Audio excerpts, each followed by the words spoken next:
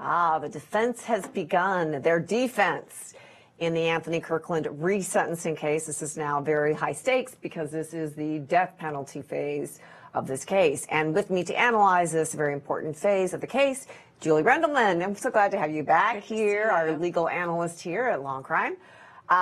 So glad you're here. So Dr. Wu is the first defense expert on the stand. He's a psychologist. He has said, among other things, 4 separate incidents of brain damage, he said, including a bicycle accident. Who hasn't had a bicycle accident? I shouldn't make light of it. He has said 4 separate incidents that would lead to a traumatic brain injury. He said his father beat him at a very young age. He sustained a concussion when he was 17.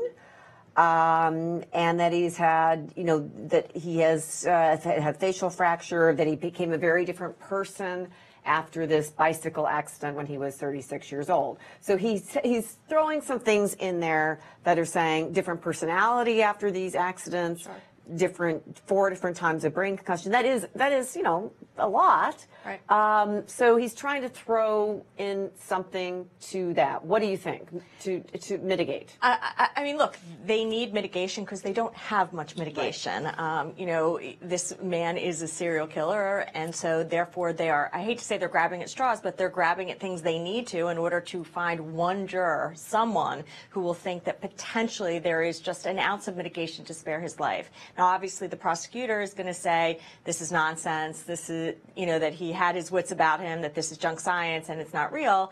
But, obviously the defense has to do something in order to preserve his life. I don't know that this is going to mean anything to the jury, but, they have to at least try to convince the jury to spare his life. Right, and as you said, even one juror on that panel that says, no, I don't think the guy should be put to death, that could mean a life sentence rather than a death penalty case or death penalty for this guy. Exactly, one juror that falls for it. Right, exactly. And and when you say 4, I mean you have 4 concussions and you have a Dr. Wu on the stand. Do people might look at that? Absolutely. It's just a question of whether that mitigates the death of all these individuals and whether you can even believe it to be valid science.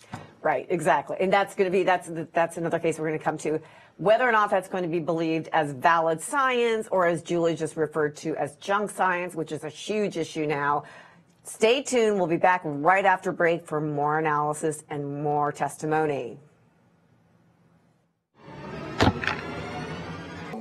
All right, so this Dr. Alan Waxman, Julie, the director of nuclear medicine, I mean, he went so far as to talk about Dr. Wu, that had been the defense expert on, who had talked about about the impact on the brain and all of this. He said that his computer expert examinanations were strange. Use the word strange, and not about the defendant here, about Wu, really. Right, exactly. He was really talking about the other doctor. What did you make sort of this battle of the experts? I mean, what I liked about Waxman is he basically said, before I even read the report, I look at the actual scans, because I don't want to be influenced by what the conclusions were by whatever doctor I don't want to be biased. Predated me. Exactly. Great. Yeah. Unfortunately, it's Wu, and so he already has, in a sense, a bias against Wu. And not only is he saying it's strange, but he is trying to get into the jury that Wu does this all the time, and that Wu seems to, from my understanding of what he's saying, come to the same conclusions each time. Well, wait a second, though, Julie. Doesn't this doctor, though, do the same thing on the other side?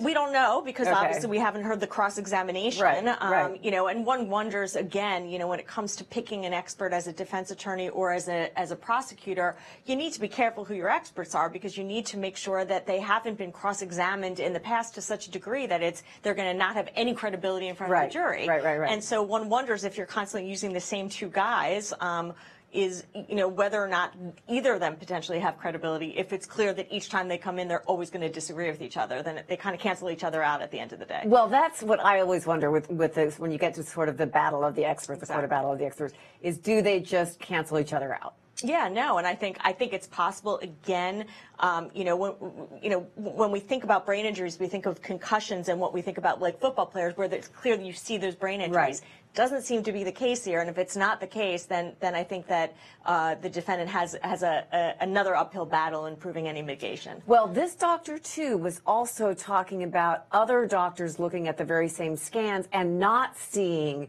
damage, right? So he was sort of intimating that there were other doctors not on the stand who would have said the same thing that this doctor on the stand would have said. So he almost, in effect, brought in other doctors on the stand. Exactly. Exactly. I thought that was very interesting, sort of in a maneuver that he was doing there. Absolutely. And he's attacking the expert, not just about this case, but about prior cases Wu has done. All right, Julie, we'll be right back. Stay with us on the other side of this break. We'll be right back for more testimony.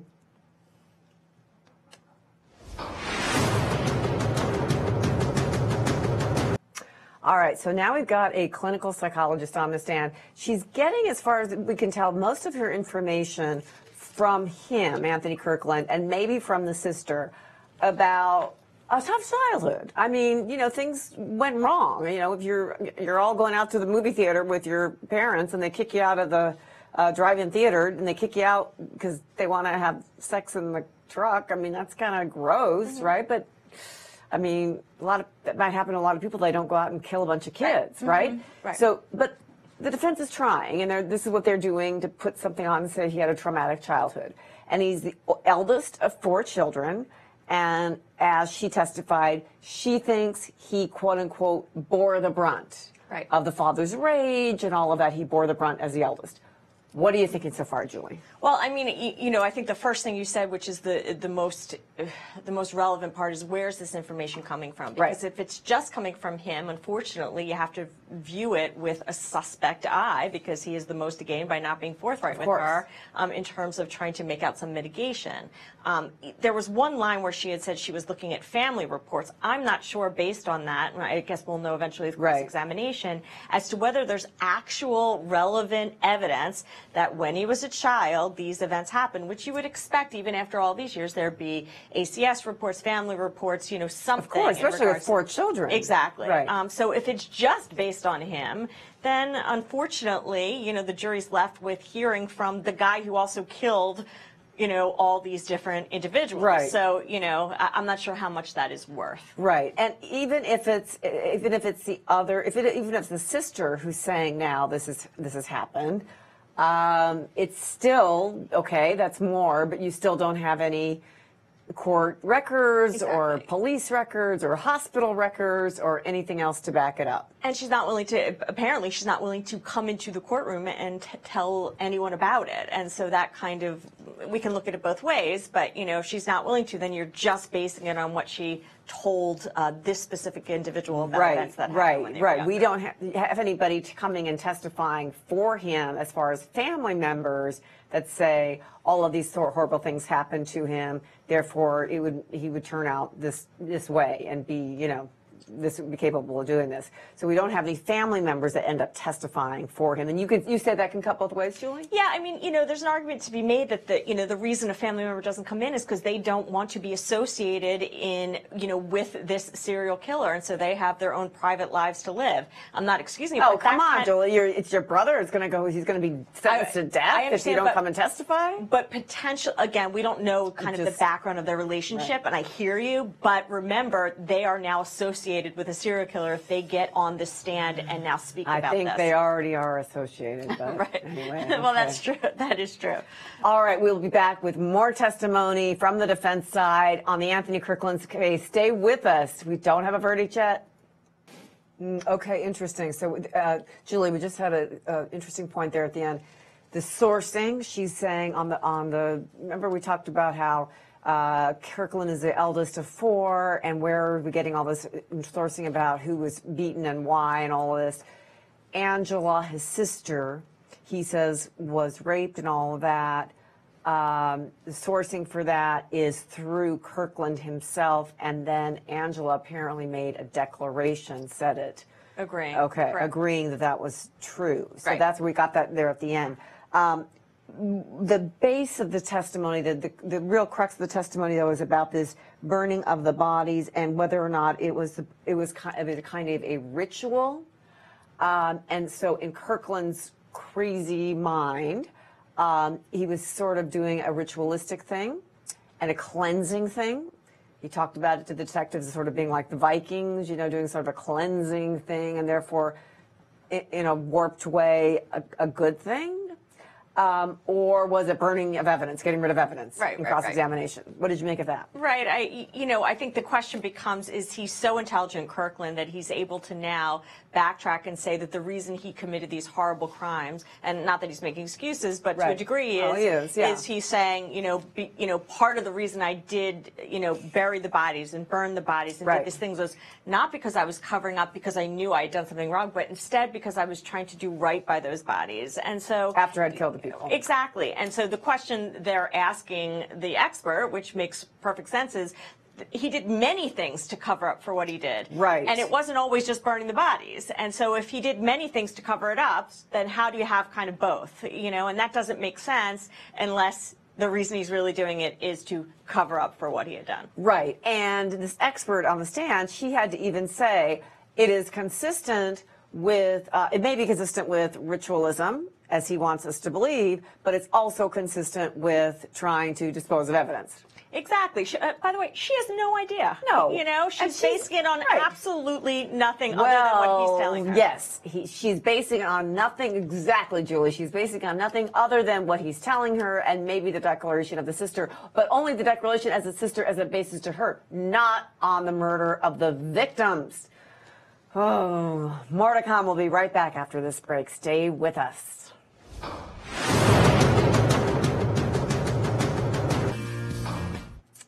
All right, it's only Tuesday, but here at Law&Crime, we already have top crime cases, so let's listen in.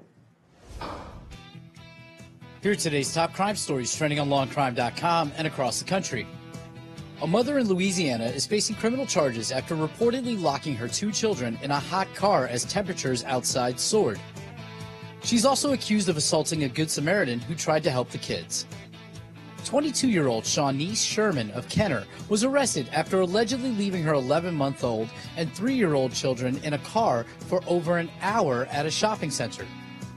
Sherman is facing child desertion and simple battery charges.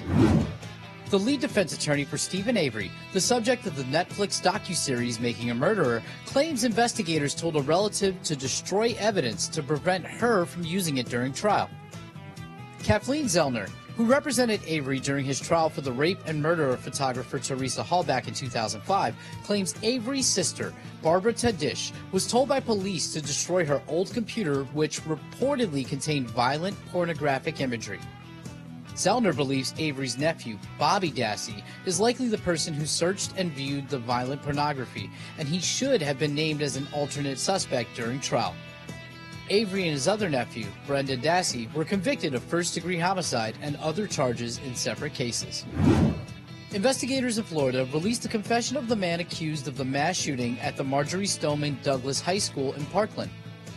Nicholas Cruz is charged in the Parkland school shooting in February that killed 17 people, and he reportedly confessed to the massacre just minutes after he was interrogated by police.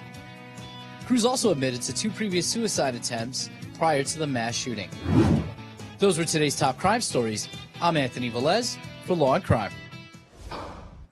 Wow, Nicholas Cruz confessed just moments after the Parkland mass shooting. Julie, he confessed just moments after. We don't know exactly what he said. There were some reports out there that expletives just, effing get rid of me, I did it. But now we know that he's confessed just moments after. Right, which, it really... No surprise, really, but it's nice to know. Yeah, I think what basically... Makes the prosecution easier.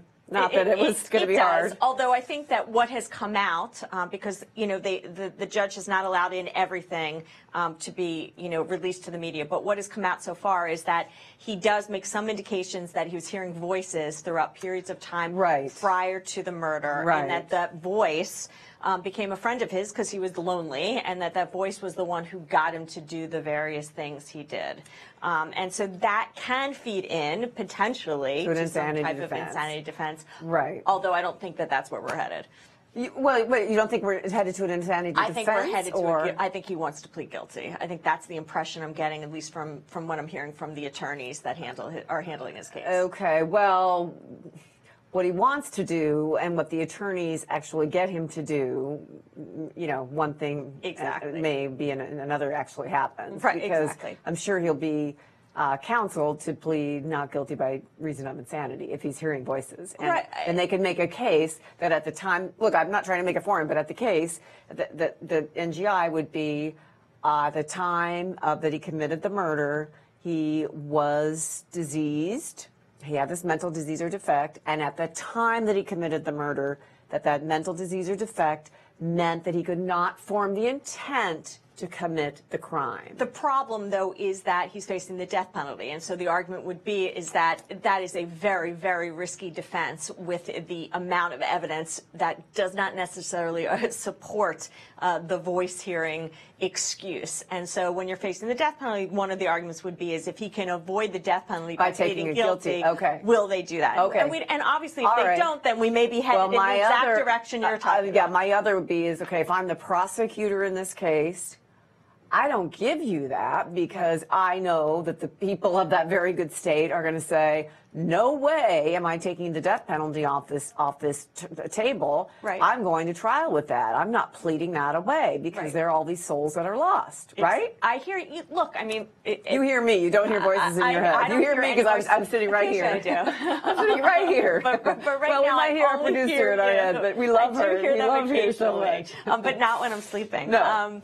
But no, I mean, look, there are victims' families that may not support the death penalty. We don't know. You know, we don't know. That's true. You know, but my guess is that you know, the prosecution is not going to be cutting him a break unless there's some kind of consensus from every family member of the victims that seems to indicate they don't want to have to deal with the idea of a trial. Okay. Well, and we're doing a lot of speculating here, but at least I hope, guys, that by Julie and I've kind of given you a rundown here, what it means that we've heard now that there's at least, you know, an out-of-court confession, which would have been, and obviously would have been out of court when he confessed.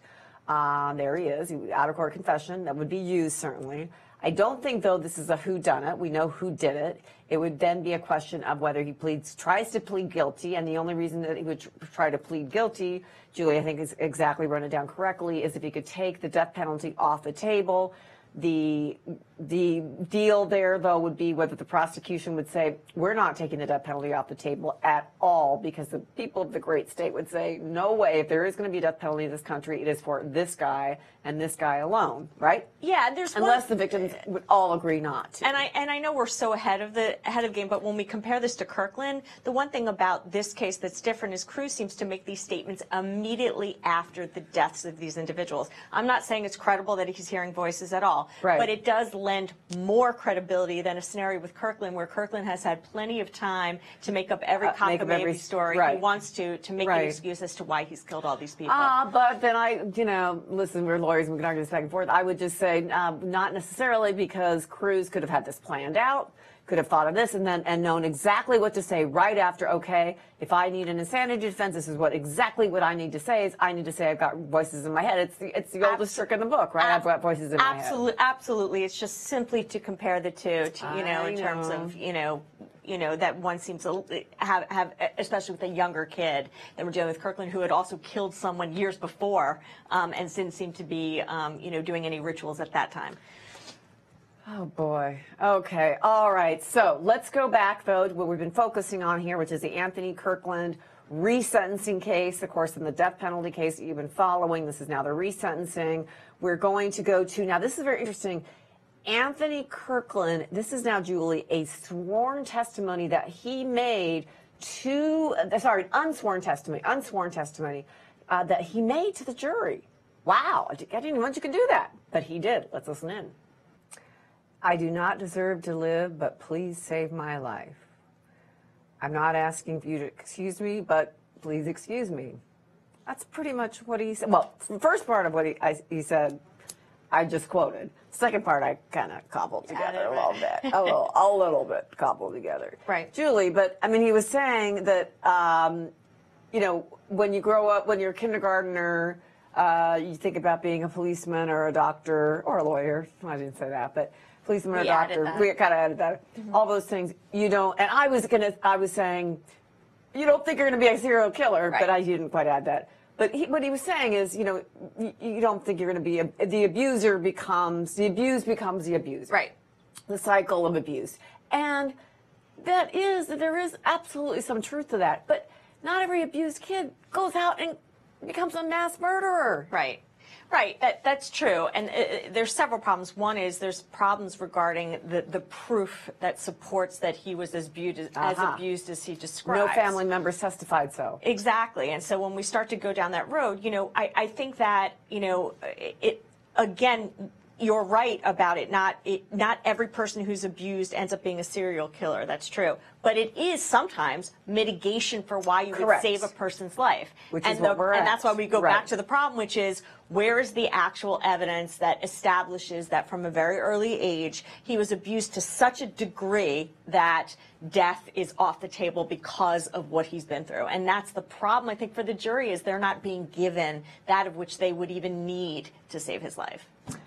Very eloquently put, because where are we that we're actually going to, or where the jury is going to save Anthony Kirkland's life? Have they been given, or are they being given enough tools here in this defense with the clinical psychologist, with Dr. Wu, with what they're getting to be able to say we have enough mitigating factors to pile those mitigating factors against what the prosecution has given, which are all the aggravating factors, and boy, there are a lot of aggravating factors here, to actually put Anthony Kirkland to death. We'll be right back. More.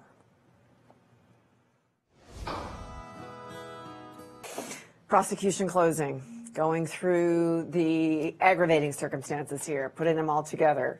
I mean, it's just heartbreaking to hear. And here, of course, the no remorse, the what he did, the horror, really, of Anthony Kirkland. Right. What did you think? Look, I think the prosecutor, this prosecutor, I think is the same one that cross-examined several of the experts, and I think he did an absolutely amazing job. Very professional, very just excellent, boom, boom, to boom. the point, yes, right. And you believe in him, which is what you need as the prosecutor who's asking a jury to go with death. Right. And so, and I think he could. I don't mean to be sarcastic when I say I think he's doing a good job of avoiding those things that are going to get him in trouble that happened the last time. Right. Exactly. Just, you know, keep the towing the line and you know, not going over it. And so I think he's doing a very good job. Yeah, I mean, what happened last time is the prosecutor went over the line, maybe swayed with his own emotion. I mean, imagine, folks, we've been we've been watching this, right? We've been watching this trial, Julie commenting on this trial, you know, from afar. But imagine if you're the prosecutor dealing with day to day and listening to this and dealing with the detectives who examined him and interviewed him for all those hours. And then you're coming to the closing argument.